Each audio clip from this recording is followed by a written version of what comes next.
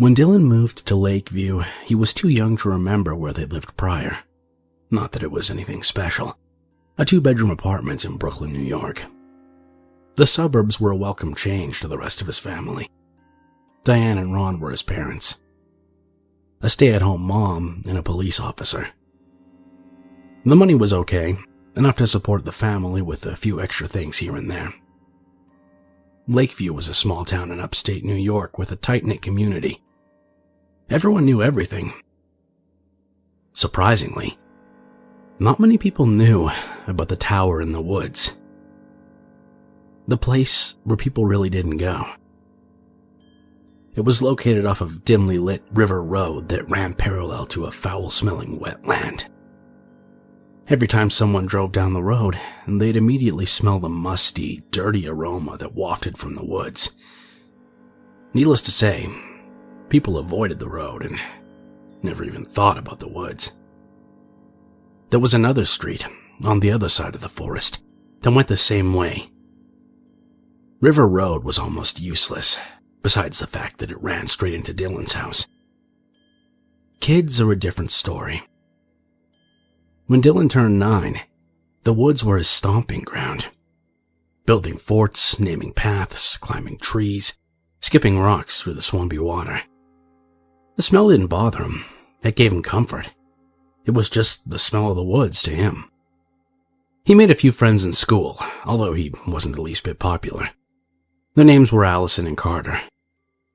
Dylan would have them over after school to do homework and talk about a band they would start and be the most famous people the world had ever seen. A few weeks into 5th grade, Dylan decided he should show his friends to the woods.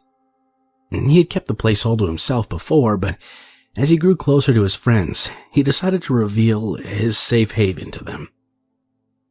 One day, while sitting in Dylan's room, he said, "All right, guys, you know the woods up the road?"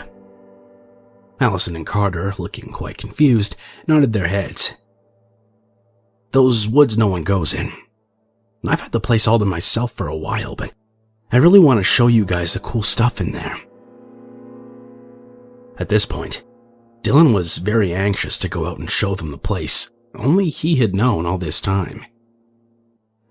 Allison and Carter looked at him for a moment before Allison said, "Those woods smell funny. You go in there?" Dylan's smile deflated and he scowled and started putting on his shoes. His friends followed suit. He announced to his mother that they were going to the woods. She gave them a smile from the living room, on the phone, and mouthed a, "Be careful," before the door closed behind them. They trekked down to the opening of the woods, where the smell hit like a brick wall. Dylan inhaled deeply and let out a satisfied exhale. He motioned for his friends to follow, and he started on the familiar path he made. They came upon the fort that he constructed a few months ago. Dylan added a few sticks before proclaiming, "This is my castle." Allison and Carter looked wide-eyed at the crooked structure of sticks. Carter was the first one in. From inside, he yelled, "Cool, you brought out videotapes?" Dylan's proud smile faded when he saw Carter exit the fort with a VHS tape in hand. Carter questioned, "Why'd you bring this tape out here? You can't even watch it or anything." Dylan looked at the tape confused, scratching his head, and said, "I didn't bring that out here. Someone else must have found my fort." With this realization, Dylan was disappointed.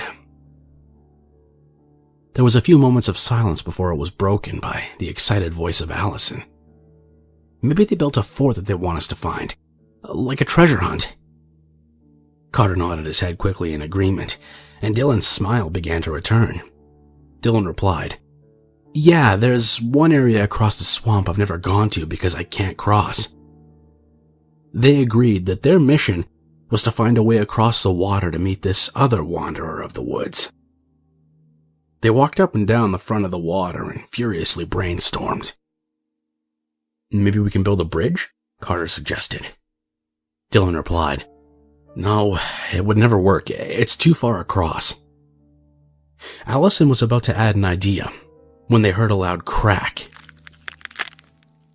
They turned to the source of the noise and saw a broken root jutting out of the ground snapped in half.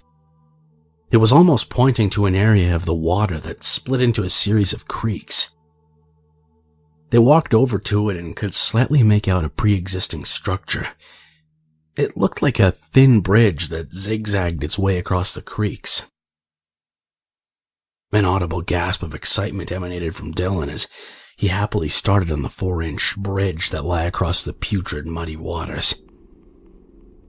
The bridge was broken in a few places, which was cause for jumping some creeks and maneuvering through thick thorn bushes. After a solid 20 minutes, they made it across.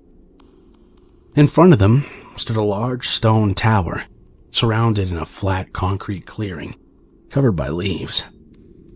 The area was circular and surrounded by creeks, almost like the moat to a castle. Sounds of excitement came from the group as they all jogged to the structure. They came to the door and opened it right up without hesitation. Inside was a spiral staircase leading up.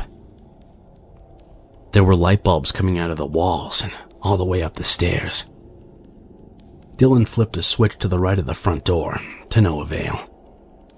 Regardless, they climbed to the top of the tower where the staircase opened into a makeshift kitchen.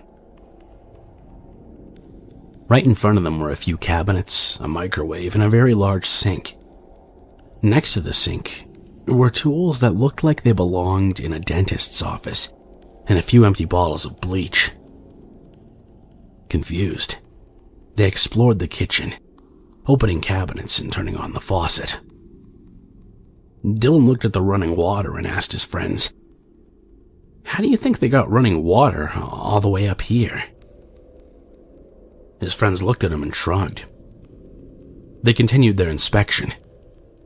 They came across a heavy steel door clad in padlocks and deadbolts, all of which were unlocked. The group agreed that the door felt almost hidden, and that added a sense of adventure. More excited than ever before, Allison pushed the door open. Inside were tall bookshelves full of VHS tapes and plain white slips with names and dates on them.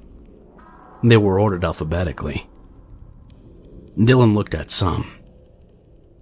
Alex 92, one read, and Andrew 99 was written on another. There was a tape missing before a tape labeled Brian 95. Their excitement turned to confusion as they continued their search. A small television sat in the corner with a dirty old notebook on top of it. Allison crossed to it and flipped through the pages. She finally spoke. "It's just a whole bunch of names." She turned the book around to show her friends. Carter walked over to her and happily wrote his name below the rest and giggled, satisfied. They continued their search when Dylan came across a box full of old camera equipment and shared it with his friends. Looking just as confused as everyone else, Carter looked at the VHS tape he'd been carrying since they left Dylan's fort. The white slip was blank. He pulled the tape out. Written in black marker was Brandon 01. Carter's face turned beet red, and he turned to Allison. She covered her mouth, gasped, and whispered, "Brandon?" Dylan was looking quite confused when he asked, "Who's?" Carter cut him off. "My brother went missing in 2001. He never came home from school. They found us." Carter got choked up, then cleared his throat. Silence fell over the room. Carter broke from his daze, walked to the television set, turned it on and inserted the tape. No one protested. They knew they couldn't stop him from watching it. Allison and Dylan worriedly looked at each other, not knowing what to expect. The tape started up, and displayed a room with gray walls and an empty bed covered in white sheets with a brown stuffed bear in the center. A young boy, maybe 8 or 9 years old, entered with a backpack on, climbed on the bed and held the bear. You could hear him say, "So I did leave you in the fort, Grizzly." The boy smiled to himself and looked around. The kids watched the video, confused as ever. The boy looked into the camera and was visibly confused when a loud slam came through the speakers and the boy was startled. Quick thumps like someone running were heard and a large man appeared on screen. The boy looked horrified and his knuckles were white from squeezing the bear. The man stood over the boy, breathing heavily, and caressed the side of his face. The man climbed onto the bed and Dylan, Carter, and Allison all turned away, afraid they'd witness a man hurt the boy. They ran out of the room and came across another door. It was painted white, although the paint was chipped and peeling. Still scared and confused, Carter opened the door. They stood frozen as they saw a camera lying on the floor and a bed covered in white sheets with huge copper-colored stains on it. In the corner of the room, the same bear from the video was lying on the floor. Carter began to cry and they ran down the stairs and into the clearing. They saw the road on the other side of the woods visible through the tree line. They ran toward it as the sun disappeared behind the horizon. Roots and branches seemed to reach for them as they ran away. Allison jumped over a small creek and made her way up the hill through the trees to safety. Dylan followed and stopped to wait for Carter, who'd been hysterical since they ran out of the tower and was moving slower. Carter jumped up when Dylan saw a root reach out and wrap around Carter's foot. He fell and whimpered.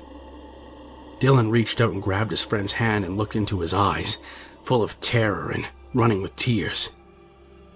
Dylan swore he saw Carter dragged away into the foliage.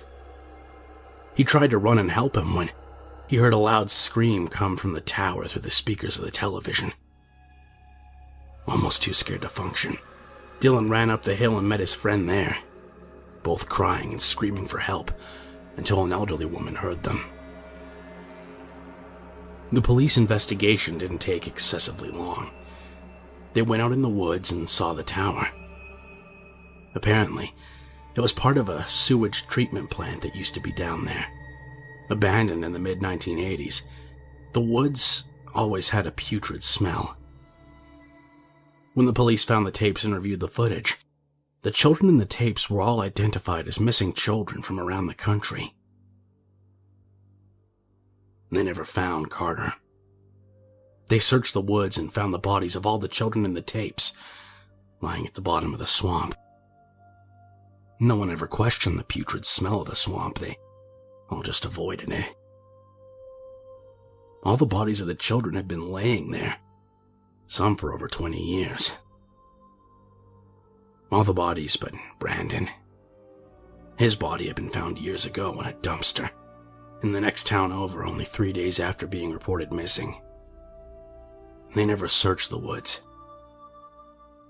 Dylan swore to the police that he saw the earth drag his friend away. The police told his parents that a child's mind will do anything to recover from a trauma like the one Dylan endured. The man in the tapes was identified as a man named Kenneth Brown. It was found hanging in his apartment 3 years ago. His room full of stuffed animals.